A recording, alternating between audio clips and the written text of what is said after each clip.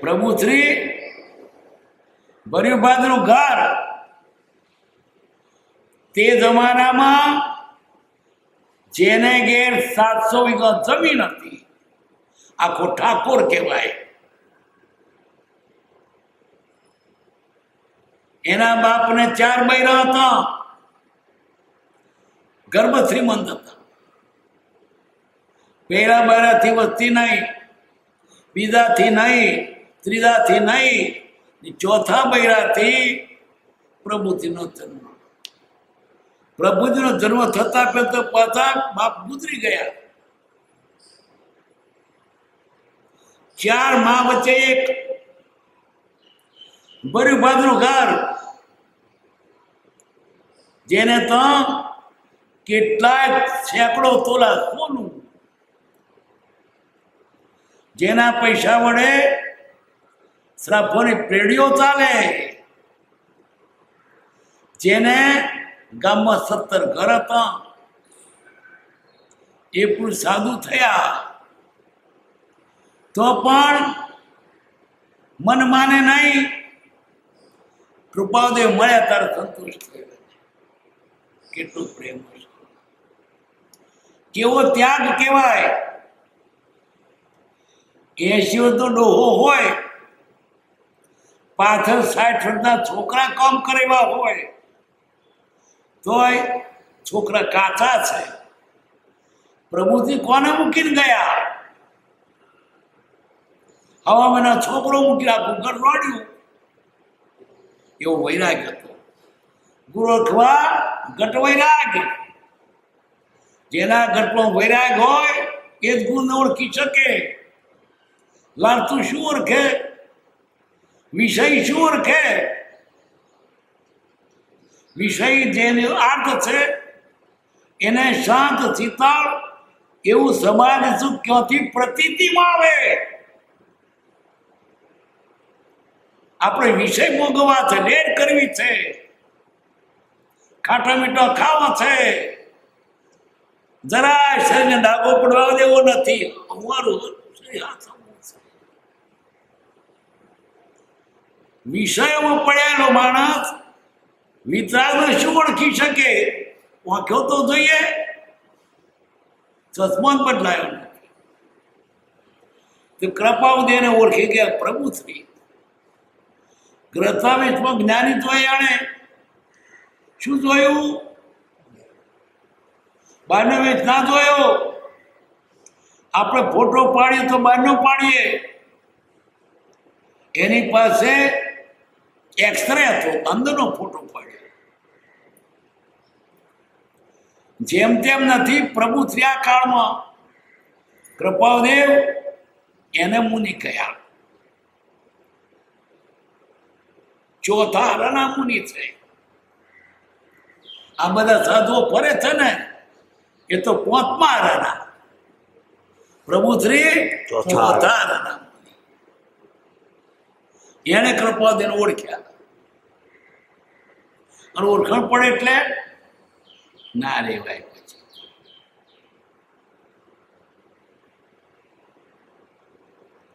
જેથી ઓળખાણ પડતું નથી ને જ્યારે ઓળખાણ પડે છે ત્યારે જીવને કોઈ અપૂર્વ આવે છે. અપૂર્વ ઓળખી ગયા પછી તો એને મેલે જ નહીં. એવો પ્રેમ આવે. પ્રભુથી તો જૈન સાધુ ગાડી બેહાય નહીં, પગપાળા ચાલવાનું. અને કૃપાદેવ તો ગાડીઓમાં જાય. દર્શનનો મેળ ક્યાંથી? પણ તલસાટ દર્શન મળે. કાગળ આવે, ઈચ્છા જાણતા હોય કે પ્રભુ કૃપાદેવ ગાડીએ જવાના છે, આના સ્ટેશને જઈને ઉભા રહે સાધુ. આ મુનિ 7 મુનિ હોતા. આવતી ગાડીએ જુએ ને મારા ભગવાનના દર્શન થયા. પછી પ્લેટફોર્મ જોઈને દર્શન. પછી ગાડી ચાલે ત્યાં ગાડી હાથે હાથે દોડે. એ ઘણી વાર દર્શન થાય. કૃપાળુદેવ ગાડીમાં ચાલે અને આ ટોટિયા ગસતા આવે. કેટલો પ્રેમ છે વિચારો. આણંદ નડિયાદ ક્ષેત્રમાં એક વખત તો પ્રભુ શ્રી કૃપાળુદેવ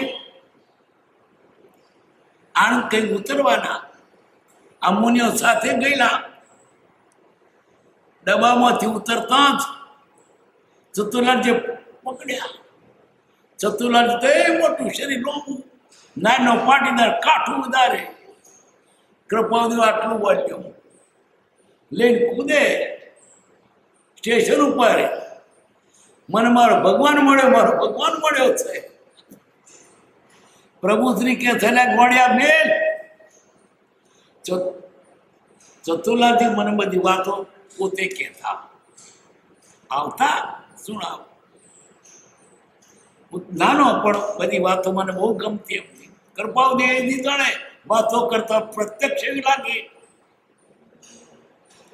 આટલો પ્રેમ કૃપાળુદેવ પ્રત્યે મુનિનો હતો.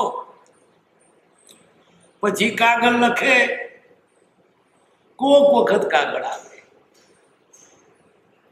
તે પ્રભુથી લખે, મારો નાથ ન બોલે બોલ, આ બોલે મરીએ રે, હું કેમ કરી બેઠું બીજો. વળી કાગળ લખ્યો, પંખીના બચ્ચા માળમાં ડોકું ધરી રહ્યા છે, હમણાં મારી માં આવશે, હમણાં મારી માં આવશે. એમ હું તમારા પત્રની રાહ જોઈ રહી છું. કોણ? લિખિતાન તમારા ત્રણકવની દિન દાચી લલ્લું. અને મગની કવિયત કેમ થાય? દિન દાચી લલ્લું. કેટલો પ્રેમ હતો એના પ્રત્યે.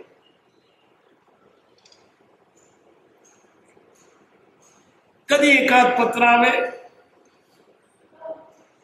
બધા બેઠા તો પત્ર આવે, લોકો ઉબાળો કરે, પેલા રાતનો કાગળ આવ્યો. રાતનો કાગળ આકે બીધા હતા. રાતન ગ્રંથોનો કાગળ આવે તે વંચાય નહીં. જંગલમાં જાય પ્રભુ શ્રી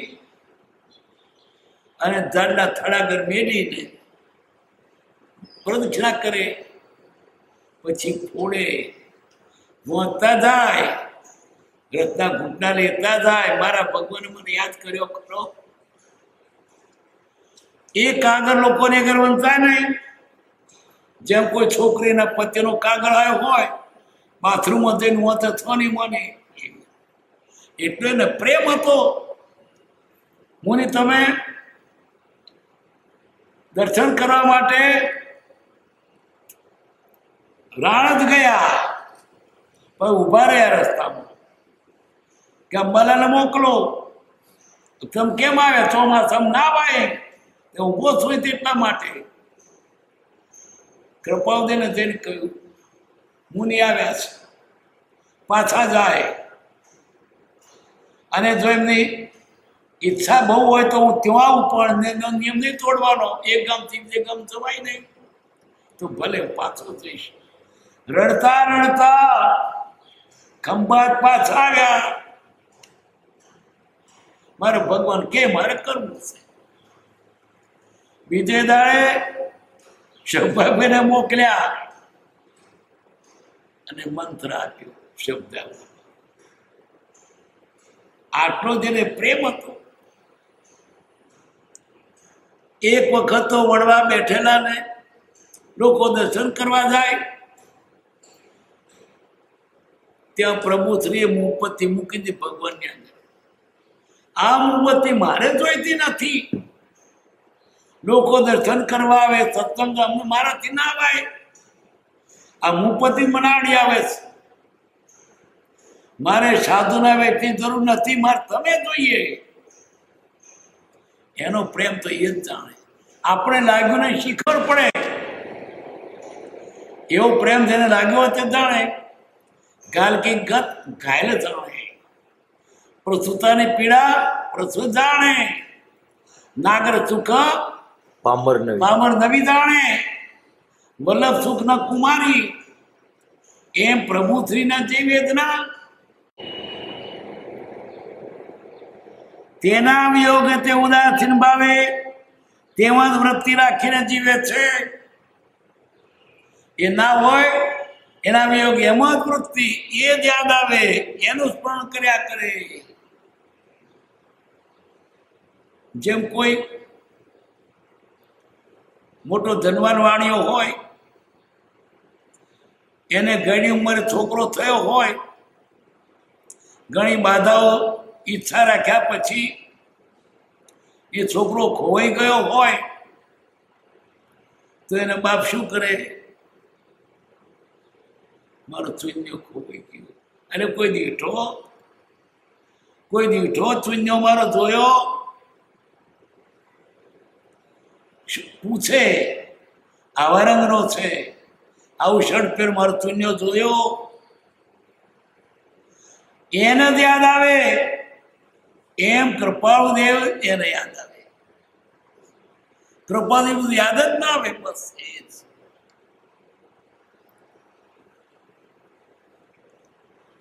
બીજા પદાના સંયોગ અને મૃત્યુ એ બંને એને સમાન થઈ ગયા હોય છે. એની જ રટ લાગી છે ને, એને પછી બીજા પદાર્થ ના ગમે, નોખી દે ને, નથી માર જોઈતું. એ છોકરું રિહાય નાનું, ત્યારે માં એને રમકડું આપે. તે કેટલા રમકડામાં રમે તો માં કે છો રમતો, મારીને જરૂર નથી. વળી રડે તાર પતાવું આપે તો પતાવું ખાન રાજી થાય. માં જગ છો રમતો પતાય રીધે નહીં, અને રમકડાથી રીધે નહીં, માને લેવો પડે. તે ભગવાને શું કર્યું? ઢીંગલી આપી, રમ્યા કરે. મારી જરૂર નથી, ઢીંગલી મળી ગઈ છે. પતાવો આપ્યું, ખાવાનું લેર કરે, આપ્યું, મારી જરૂર નથી. પતાવી ના ગમે અને ઢીંગલી ના ગે, તાકીને મારી માં, મારી માં, મારી ગંગા. તો ગંગાને કોમ પડતું મેલીને લેવો પડે. પ્રભુથીને એ રડ હતી.